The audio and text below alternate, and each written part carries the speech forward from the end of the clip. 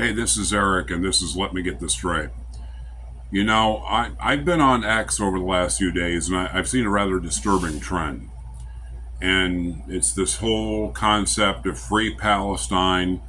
And if you really understand what free Palestine is, look at the map that some of the people are posting. The entire Levant area, which is considered Israel, is renamed Palestine, which means there's no Jews. So, how do you get the entire territory to be called Palestine and have no Jews in that aforementioned area, which used to be Israel? Well, you either kill them or drive them out, right? And how are you going to do that? Well, Jewish people aren't going to leave their homeland without a fight, so you're going to have to kill all of them. You're going to have to kill a lot of them. And what I really have problems with is the very people who are accusing the Jewish people of genocide as relates to the MMAs, which is what I refer to the Palestinians are. And MMA is actually an acronym for Mixed Multitude Arabs, or as it says in the scriptures, the Araba, which means mixed people. Because if you look at the Palestinians' lineage and genetic makeup, some of them they have a little bit of Jewish in them and a little bit of various other nationalities that come from the surrounding area. And they're called Palestinians because of the area in which they are living was renamed Palestine back in 130 AD by the Romans after what was known as the Bar Kokhba rebellion, or son of Kokhba, because Bar means son of. The Bar Kokhba rebellion, basically the Romans were tired of the Jewish people because they kept rebelling against their rule.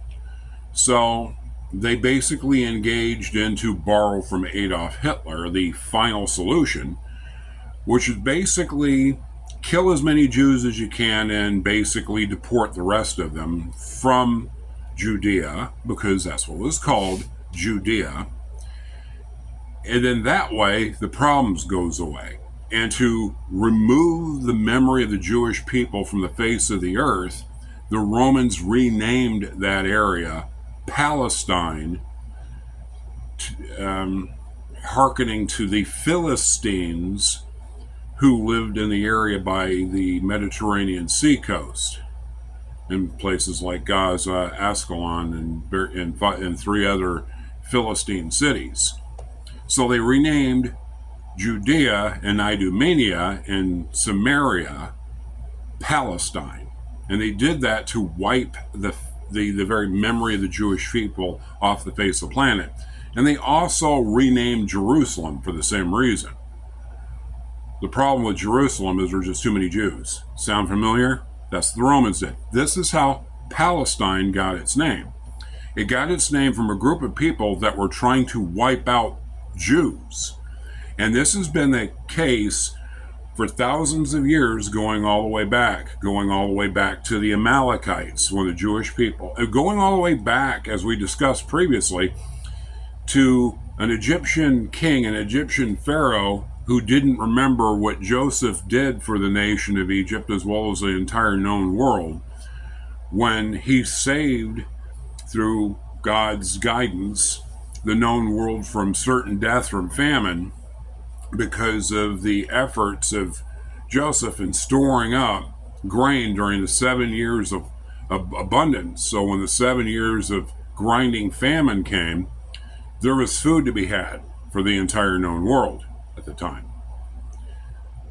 So a king rose to power who had no knowledge of Joseph and decided that these Jewish people, these Hebrews, because they weren't called Jews until much later, and they were called Jews because of Judea, which was after the period of the United Kingdom becoming the divided kingdom, where you had Israel, the 10 tribes up north after Solomon's death, and Benjamin and Judah to the south.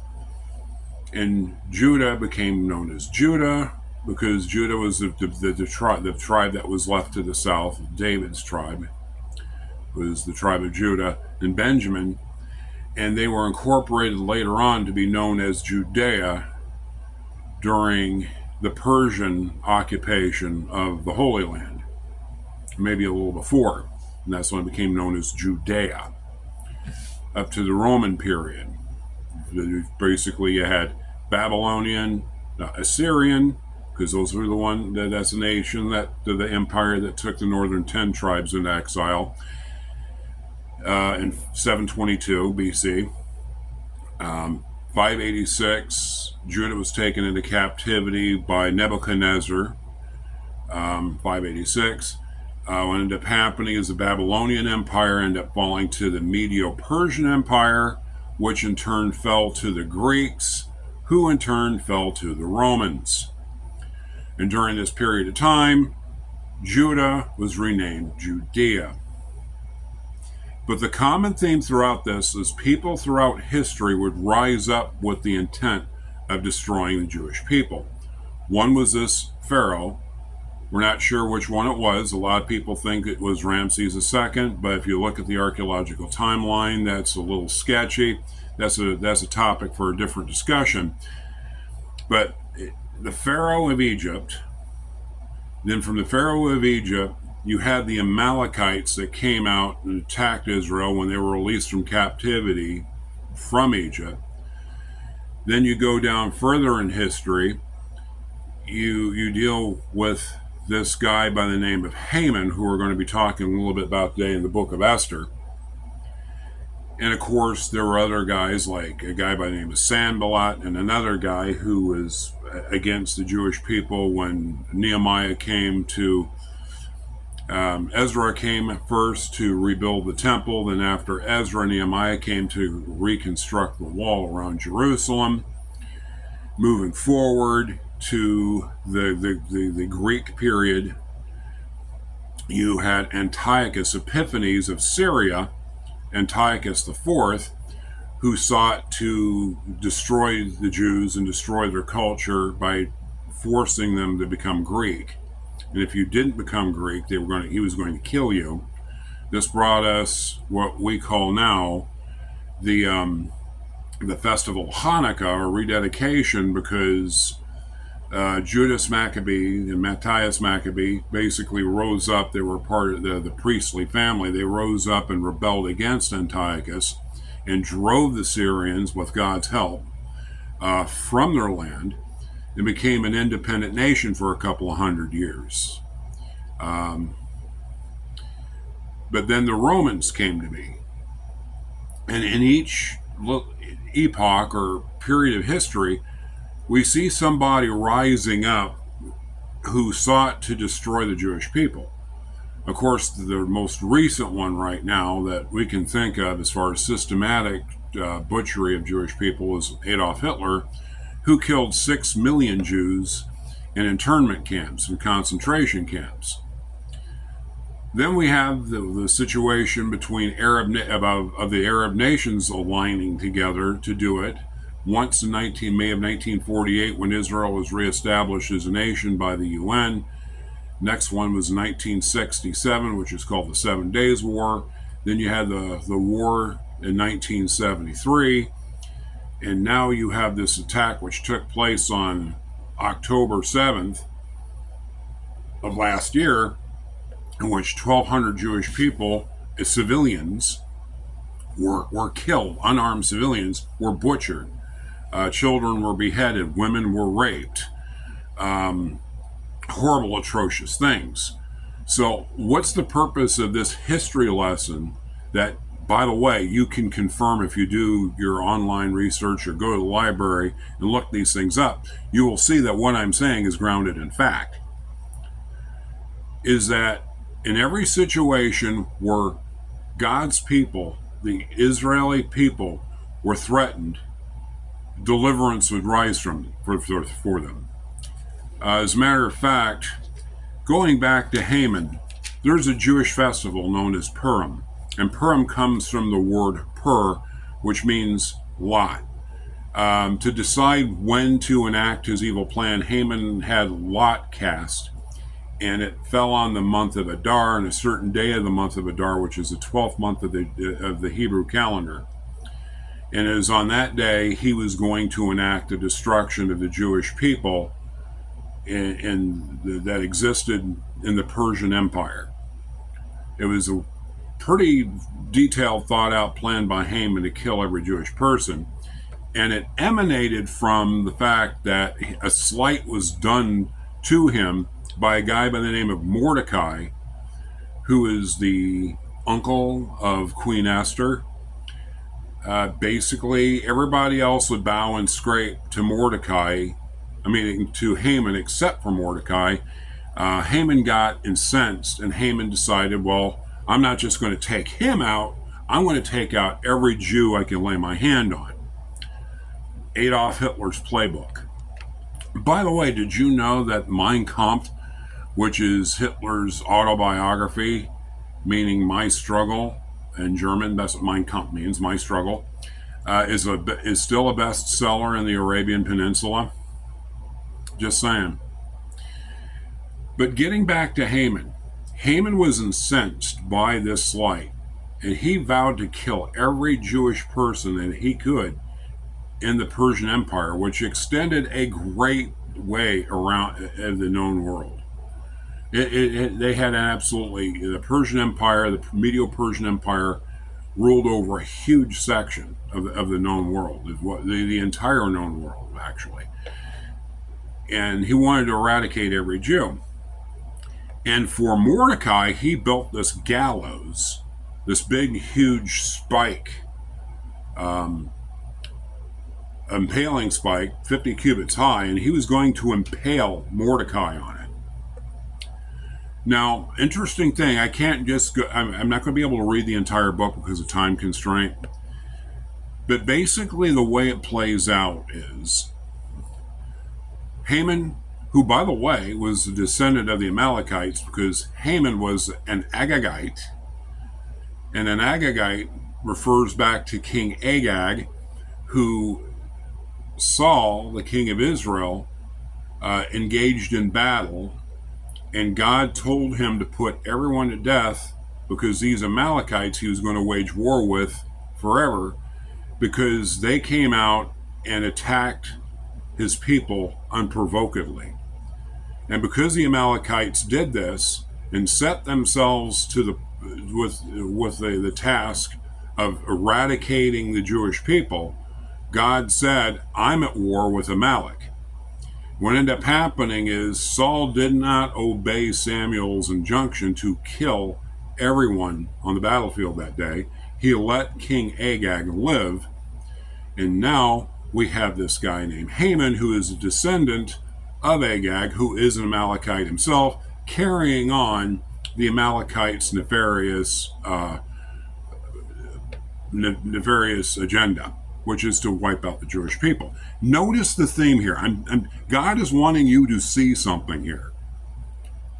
And that is, Haman was hung on the very same gallows that he intended for Mordecai the Jew. And Mordecai the Jew was elevated into Haman's place of authority. Mordecai ended up getting Haman's property. And the Bible says that the property of the unrighteous is basically being held for the righteous. We see this happen with Mordecai. And here's the point. God defends his people from what happened with Pharaoh in Egypt, what happened with Haman here, what happened with Adolf Hitler. It repeats. And that is, those nations that rise against Israel to destroy them no longer exist. Where's Edom at? That was a kingdom set up by Esau, Jacob's brother, who would become known as Israel because his name was changed. Doesn't exist. Where's Amalek? Nowhere to be found. The Amorites, the Hivites, the Perizzites, All these other, the Jebusites, all these other people that rose up against Israel, where are they? They're gone. This is God's warning. Take the warning. You want to go from the river to the sea, you will be wiped out instead. Because God does not sleep nor slumber. He who watches over Israel does not sleep or slumber. He is wide awake. And yes, I'm not saying Israel's perfect. They're human beings. They mess up. And in the ways they mess up, they're going to be held accountable. Because God is a God of justice. But you're not going to wipe out my people. Because see, I'm a Jew too. According to the 2nd chapter of Ephesians, when I became a believer in Yeshua HaMashiach, when I became a disciple of Rabbi Yeshua, I became grafted into the vine of Israel, as all of us who have put our faith in Yeshua. I'm a Jew, and I stand with my people. Now, that doesn't mean I stand blindly with my people. I will call them out when they do atrocious things, because they're human beings like all of us. God has called out Israel for atrocious things that they have done. That's why they went into exile in the first place. God does hold his people accountable. But for those of you who wish harm to Israel, who wish to go from the river to the sea, and let me explain that for those people who don't understand. That means wipe out every Jewish person from the Jordan River to the sea, the Mediterranean Sea. It means push them into sea, kill them, slaughter them, genocide. The very thing that the Jewish people are being accused of is what the Palestinians, the MMAs, the Araba, the mixed multitude Arabs, teach their children. They teach their children hatred of Jews. A lot of their teaching materials, Hamas's charter, is plagiarism from Mein Kampf. The Grand Mufti of Jerusalem back in World War II worked with the Nazis to eradicate and kill Jews. Why do you think Adolf Hitler made a dive down into Egypt to come up north? He's going to kill the Jews in the Levant as well. That's why the African campaign took place. Adolf Hitler was on a satanic quest and mandate to kill every Jew he could get his hands on. This hatred of the Jews we discussed in a previous video is because they're the linchpin of end-time prophecy. You kill all the Jews, there's no Israel to be a part of God's end-time agenda. He's trying to kill the Jews so Jesus couldn't come. He failed. And guess what? He's going to fail again. And if you don't believe it, say, well, that's just dusty old stories from a book of fables. Take a look at Israel's history. Look at 1948. Look at 1967. Look at 1973. Look at now. You are not going to kill all the Jewish people. There will be a remnant. Israel and Mount Zion will be exalted in the earth because it's where Yeshua is going to reign and rule. Even the Muslims admit that. But they think it's just going to be a 40-year period. It's going to be 1,000 years, and then it's going to be eternal. You people who have decided to line yourselves against God's people and eradicate them, God's watching. The chief prince that protects Israel, Michael, is watching, and he will stop you. I'm going to ask you a question that Jesus asked Paul all those years ago. Why do you kick against the goats? God promised to Abraham back in Genesis 12, those who bless you I will bless, those who curse you I will curse. Don't be cursed by God. Learn to coexist. Stop trying to wipe out God's people. Here's a point of fact that the left may not want you to know, and they don't. Back in 2005, Israel pulled out all their military, all their tanks, and forcibly removed Jewish settlers from Gaza Strip, turned it over to the Araba, turned it over to the so-called Palestinians and said, rule yourself, govern yourself, we're pulling out. After that, they elected Hamas to be the ruling government in Gaza. I believe also in the West Bank area.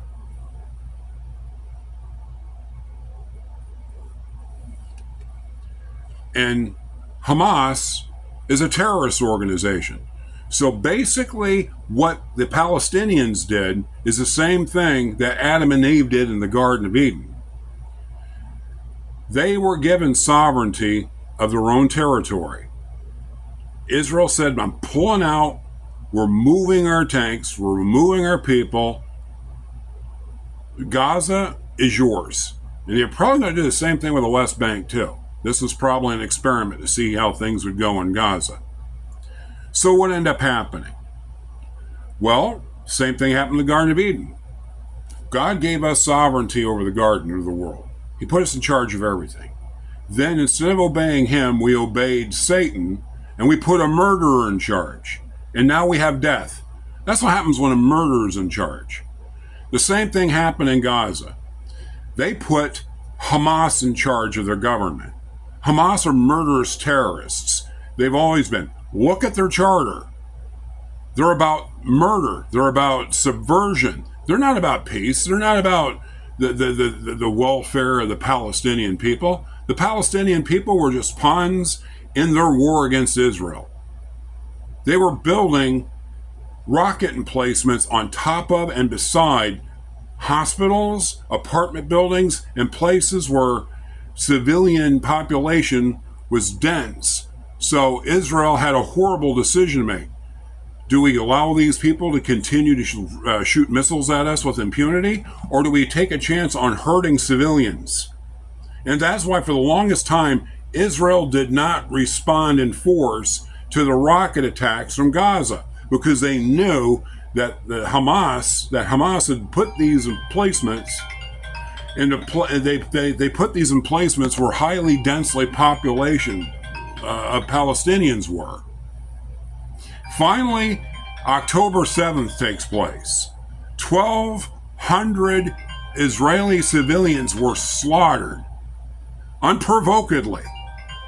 When Israel thought things were going well and they thought that things were peaceful, in this time, Israel was attacked. Israel had enough.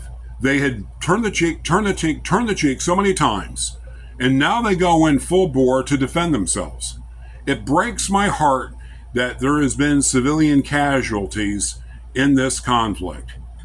It breaks my heart, and I wish it didn't happen. I pray on a daily basis that this doesn't happen. I prayed for the priests of Jerusalem, along with many other God-loving people, that things would be solved peaceably and wouldn't get to this point.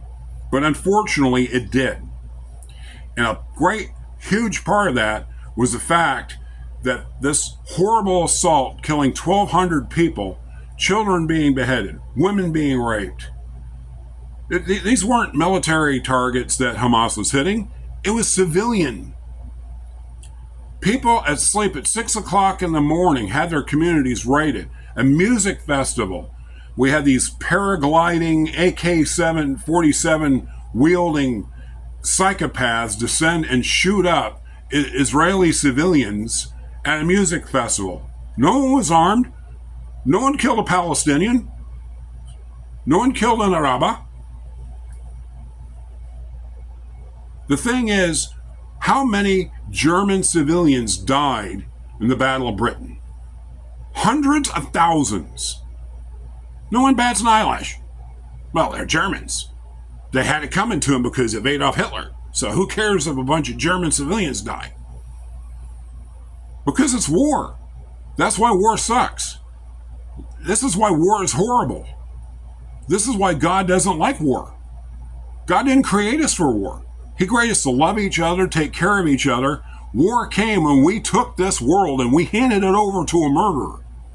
War happened in Gaza because the people of the Gaza Strip elected a terrorist organization to be their governing body. They handed their country over to a murderer or a group of murderers who do not care about the Palestinians. Look where they put their rocket emplacements. They built headquarters under hospitals. We have proof of this, but nobody talks about that because these evil Jews. We gotta stop these kikes. We gotta stop these Jews. And that's my word, that's their word. Because the world is aligned against Israel, because Israel is the people of God and Satan's in control of this world. So this is God's loving warning to you. Make peace with the Son. Kiss the Son. Psalm 2. Because if you continue to rage and warf and against the people of God, you will eventually be destroyed by God. Read Ezekiel 37 and 38. God will defend his people. He who watches over Israel will neither sleep nor slumber. You're engaging Yahweh, not a territorial demon named Allah. You're engaging Yahweh, the creator of heaven and earth and the universe, seen and unseen. He doesn't want to do this. He doesn't delight in the death of anyone. He wants all to live by coming to repentance. He doesn't want this for you. But if you continue to rage against his people, you will leave him no choice but defend them. And he will defend them. Repent. Turn back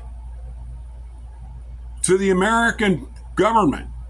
You decide you want to line yourself against Israel, you're going to become an also-ran like Great Britain. Because Great Britain said, oh yeah, but with the Balfour Compact, which the British Empire became the protectors of the Jewish people.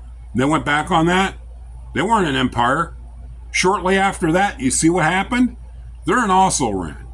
So if you want to be an also-ran too, you just keep on going back on your word to stand beside Israel. Now, as good friends, if they're out of line, I agree. We should talk with them.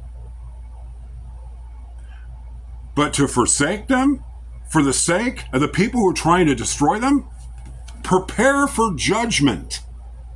That's what God is saying to you right now. Prepare for judgment. Believe me, we don't want God's judgmental eye on us because we have already done a tremendous amount of evil in this country, and we're ripe for it. But we turn against God's people. We turn against Israel, who he has made a covenant relationship with, and he's still keeping that covenant. Stand by. Repent. And if these people won't listen, vote them out and get people in who do have a brain and who know eternal events. My name's Eric, and this is my rant. If you like it, please hit the like button. More people will see it. If you disagree, hey, I'm not one of these people who are going to just label you and just kick you to the side. I will converse with you. And please, share. Because the more of this shared, the more people will see it. We need to see this. The world needs to be warned. Don't mess with God's people. Those who do, don't stick around. They don't stick around. May God bless you and keep you. May the Lord make his face shine upon you and be gracious to you. May the Lord turn his face to you and give you peace. In other words, shalom one and all.